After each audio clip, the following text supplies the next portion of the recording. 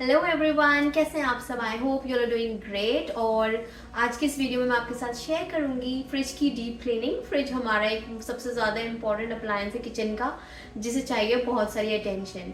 तो अगर फ्रिज में हम खाने पीने की सारी चीज़ें रखते हैं तो उसकी डीप क्लीनिंग होती रहनी चाहिए टाइम टू टाइम। तो आज की इस वीडियो में मैं आपके साथ शेयर करूंगी कुछ सिंपल से स्टेप्स जिन्हें फॉलो कर आप डीप क्लीनिंग ईजिली कर सकते हैं। फ्रिज में अगर कोई येलो स्पॉट्स पड़ गए हैं या फिर फ्रिज में से कोई स्मेल वगैरह आ रही है तो वो भी आप इजीली हटा सकते हैं। तो आप वीडियो एंड तक देखें। चलिए let's start with the video. तो अभी कुछ टाइम से मैंने फ्रिज की डीप क्लीनिंग नहीं की है, तो that's why it's so dirty.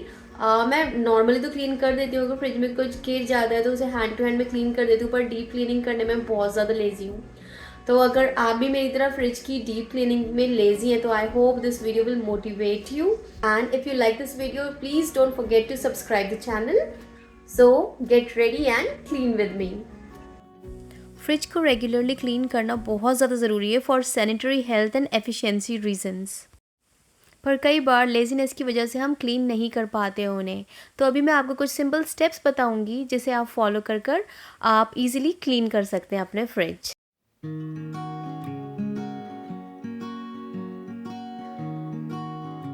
Choose a right day. जब आपके फ्रिज में कम वेजीज हो, कम फ्रूट्स और कम सामान हो, तब चूज़ करिए वो दिन क्लीनिंग के लिए, क्योंकि आपके लिए ईजी रहेगा हर चीज़ मैनेज करने के लिए, specially if you have a small kitchen. And then remove everything from your refrigerator. और अगर पनीर है, कुछ और चीज़ ऐसी है जो पेरिशेबल आइटम्स होते हैं, वो आप कुछ टाइम के लिए फ्रीज़र में रख सकते हैं जब तक क्लीनिंग चलेगी, क्योंकि फ्रीज़र हम एंड में क्लीन करेंगे और वो सारी चीज़ें फ्रीज़र में सही रहेंगी, क्योंकि फ्रीज़र काफ़ी देर तक ठंडा रहता है। क्लीनिंग के लिए आपको चाहिए कुछ टॉवल्स चाहिए, क्लीनिंग क्लॉथ चाहिए, माइक्रोफाइबर क्लॉथ भी यूज़ कर सकते हैं।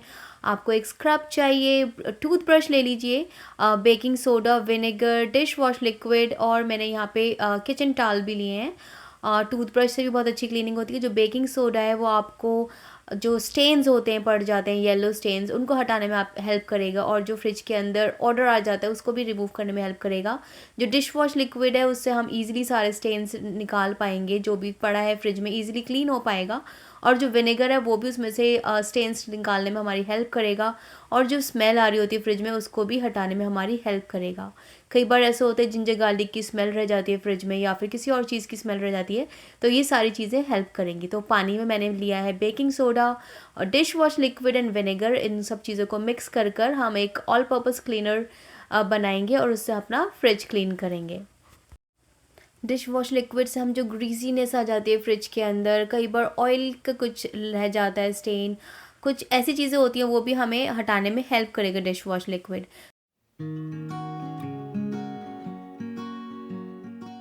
लिक्विड मैंने डाल दिया स्प्रे बॉटल के अंदर, जिससे बहुत ज़्यादा इजी हो जाएगी फ्रिज की क्लीनिंग। एंड क्लीनिंग स्टार्ट करने से पहले don't forget to unplug the fridge.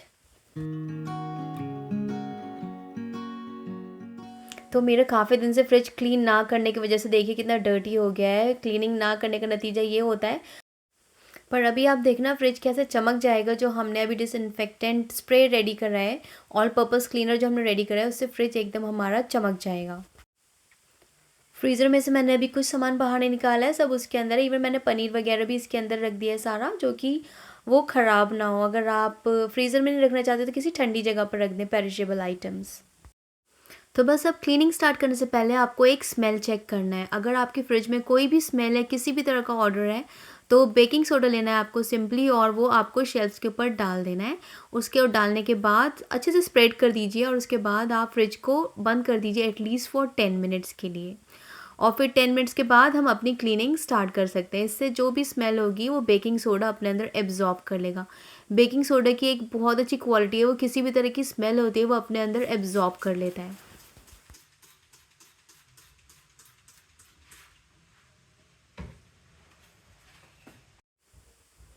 अब अगर आपकी जो शेल्फ्स हैं वो ज़्यादा गंदी नहीं है, तो आप जो क्लीनर हमने बनाया है वो डायरेक्टली यहाँ पर डालकर आप उसको ऐसे क्लीन कर सकते हैं, और फिर उसे कपड़े से वाइप कर सकते हैं, अच्छे से ड्राई कर सकते हैं। लेकिन अगर आपकी ज़रा सी भी शेल्फ्स गंदी हो रही हैं, तो मैं आपको सजेस्ट करूँगी कि आप उनको वॉश ही कर लें पानी से, क्योंकि डीप क्लीनिंग हम रोज़ रोज़ करने तो बैठते नहीं हैं। तो अच्छा है कि हम उसे पानी से थॉरोली क्लीन करें।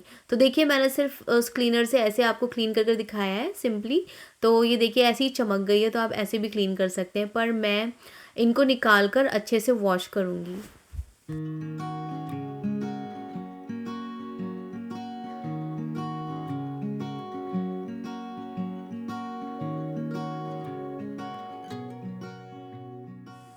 अगर आप शेल्व्स क्लीन नहीं कर रहे तो एटलीस्ट ये वेजीज़ एंड फ्रूट्स वाली बास्केट्स अच्छे से पानी से धोएं, क्योंकि इनमें ज़्यादातर डस्ट लगी रह जाती है वेजिटेबल्स वगैरह की।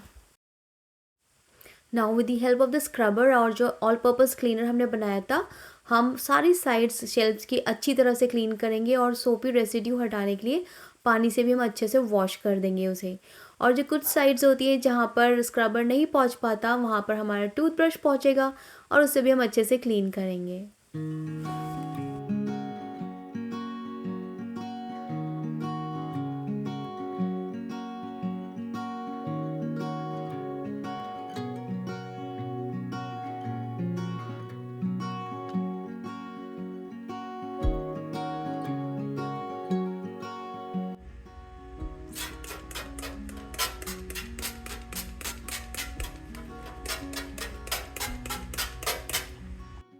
इन बास्केट्स को भी हम अच्छे से वॉश कर लेंगे, क्योंकि सबसे ज़्यादा डर्ट यहीं लगी रह जाती है फ्रूट्स एंड वेजिटेबल्स की।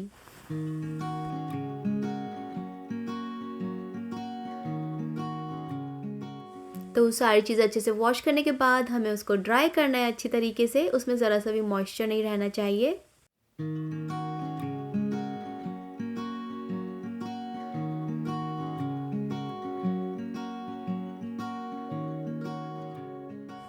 एंड मेक श्योर ये जो वेजिटेबल एंड फ्रूट्स बास्केट्स है हमारी, इनको हम कम्प्लीटली ड्राई करें, इनमें बिल्कुल भी मॉइस्चर नहीं रहना चाहिए। और अगर इसमें मॉइस्चर रह गया तो फिर जर्म्स लगने के चांसेस रहते हैं, अगर हम इसके अंदर फ्रूट्स एंड वेजीज रखेंगे आगे चलकर। तो सारी चीज़ें शेल्व्स बास्केट्स अच्छे से क्लीन करने के बाद अब हम फ्रिज का इंटीरियर क्लीन करेंगे। उसके लिए मैं वही क्लीनर यूज़ कर रही हूँ अपना। उसको पहले हम स्प्रे कर देंगे, फिर उसको हम रहने देंगे 5 मिनट्स के लिए एटलीस्ट।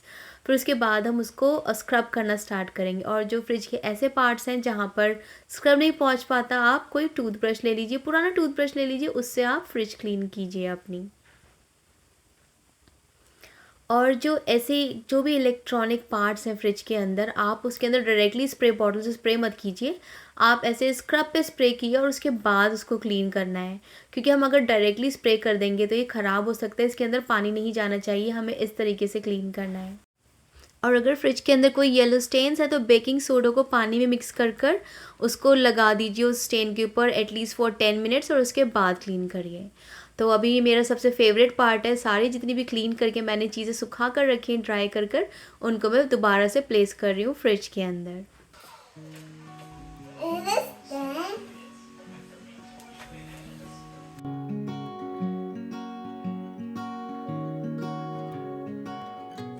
तो हमारा फ्रिज का इंटीरियर तो पूरा क्लीन हो गया और मैं स्टेप बाय स्टेप चल रही हूँ इंटीरियर क्लीन करने के बाद। अब मैं आ गई हूँ फ्रिज के डोर पे। तो जो इसमें जो सारी चीज़ें हैं ना, सारी अटैच्ड हुई हुई हैं, तो मैं डायरेक्टली इस पे ही स्प्रे कर कर इसको क्लीन कर लूँगी, क्योंकि मैं उसे निकाल नहीं सकती। और अगर आप और ज़्यादा डर्ट भी नहीं है इसके अंदर, तो निकालने की ज़रूरत भी नहीं है। लेकिन अगर आपके पार्ट्स निकल सकते हो तो आप उन्हें निकाल कर वैसे ही क्लीन करिए जैसे मैंने सारी शेल्फ्स वगैरह क्लीन करी हैं, और उनको ड्राई कर कर आप इसके अंदर दोबारा फिक्स कर दीजिए। तो मैं यहाँ किचन पेपर से इसको ड्राई कर दूँगी पूरा। और ये ऑलमोस्ट क्लीन था पहले, ज़्यादा डर्टी नहीं था, तो इसको कम टाइम लगा मुझे क्लीन करने में। फ्रिज के साइड में जो ये रबर होती है जो सील करती है फ्रिज को, उसे भी क्लीन करना बहुत ज़्यादा ज़रूरी है। इसे भी क्लीन करने के लिए पहले मैं स्प्रे बॉटल से स्प्रे कर दिया मैंने यहाँ पर क्लीनर, और उसके बाद मैं टूथब्रश से क्लीन कर रही हूँ।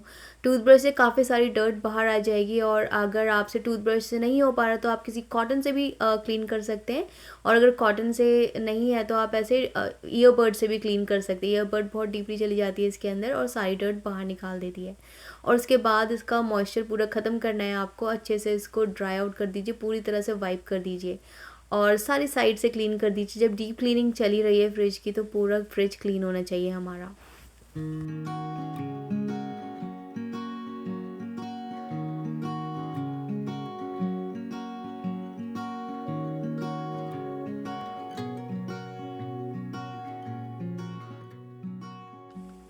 Looking pretty good right. तो ज़्यादा मेहनत भी नहीं करनी पड़ी और एक ऑल पर्पस क्लीनर से पूरा फ्रिज इजीली क्लीन हो गया है हमारा।